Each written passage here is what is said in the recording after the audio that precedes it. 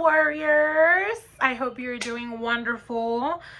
I know that we are all living through some hard times in this pandemic, and it's been a rough year, and it's coming to an end, which is crazy. Like, my baby's 10 months old. I don't know if you feel like it was just yesterday when I came back and I was like, oh, I'm super postpartum, I just had my baby, but he's 10 months old.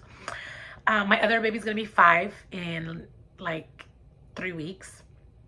So this year has just flown by crazy. I know, because after all we've been through, I don't know where time went, but it is what it is. I wanted to share this video. It probably won't be very long, but I wanted to talk about suicidal ideation. So, a lot of people struggle with suicidal ideation. It isn't rare. People just don't talk about it. So it's very common, not rare at all whatsoever. And it's hard, but people can live with it. It's not permanent. It's not something that always stays, but it can be something that comes and goes. And it can be caused by a variety of reasons. Like, it can be caused by hormonal imbalances. It can be caused by chemical imbalances. It can be caused by circumstances. It can be caused by a variety of even health issues, physical health issues or mental health issues. Medications can cause it. Just postpartum, for example, grief.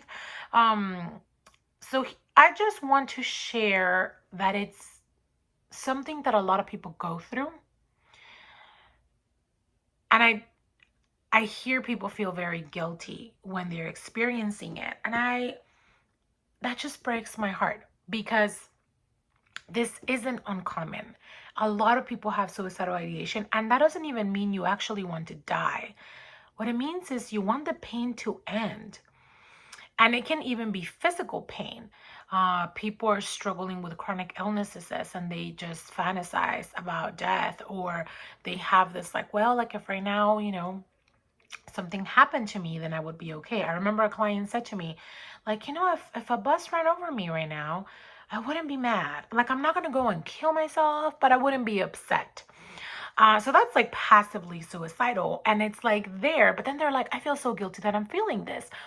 And so I just want to say, if you can process it with someone safe, or if someone tells you that, don't freak out. Don't tell them things like, you should be grateful you're alive. You should feel so blessed. Like, I can't believe you're feeling this. Don't shame someone like that. You cannot shame someone out of suicidal ideation. Like, let me just make that really clear. That's just gonna make it worse. So have empathy, have patience with yourself. And if you are in a moment where you are feeling that, that suicidal ideation, I always tell people, like, okay, let's focus on something that's keeping you alive. Literally, I've had people tell me, I just want to make it to the end of that series, a show. And so then the show, they continue to watch it, and then a month later it's done and they're not suicidal anymore.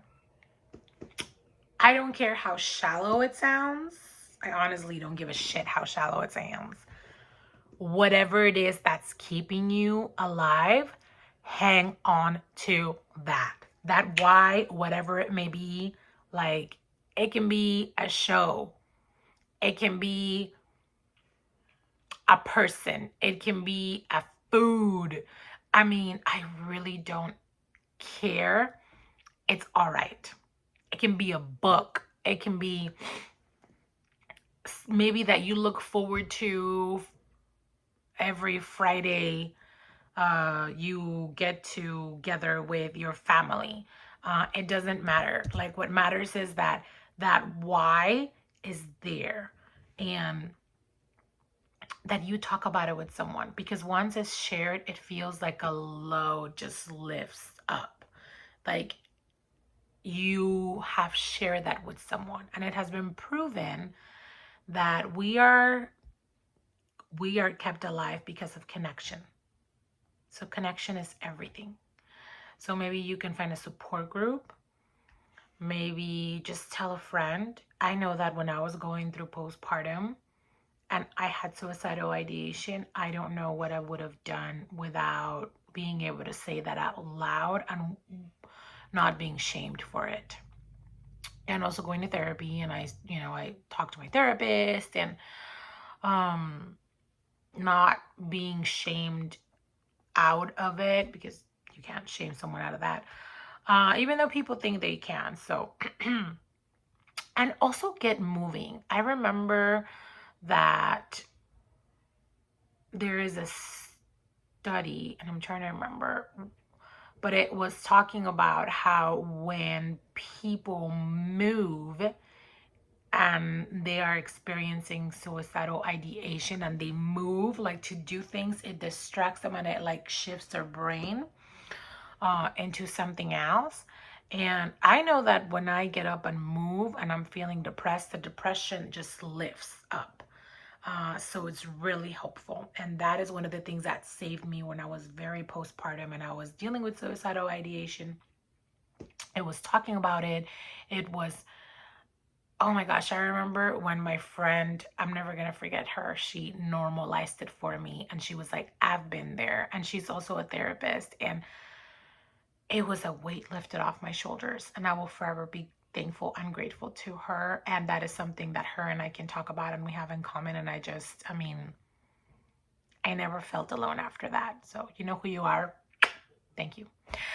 And I just wanted to share that. So let someone else know, get moving, especially, like it feels like that brick on your heart.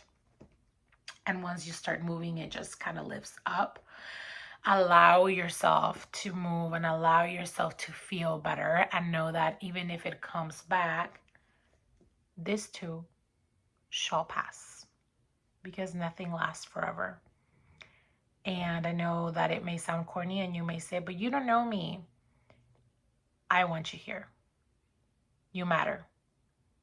You so freaking matter. And I hope that in that moment when nothing else seems like it does, remember that hope is real. And that we can all give that to each other. And that we're all worthy of it. All right, guys. Thank you for watching. Wishing you all the best.